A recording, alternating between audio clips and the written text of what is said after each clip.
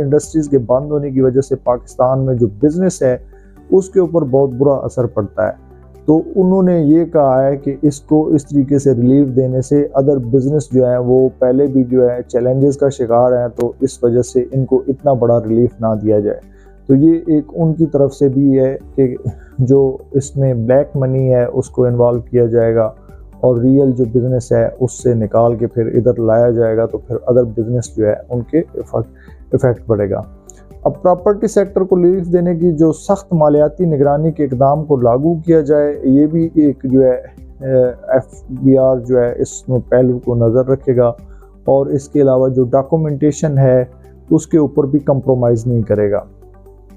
जो FATF की शराइत हैं उनको भी सामने रखेगा। बाकी इन जो सजेशंस दी गई हैं इनको भी सामने रखेगा, तो इनके दरमियान में से जो है वो रास्ता निकालेगा। अब टैक्स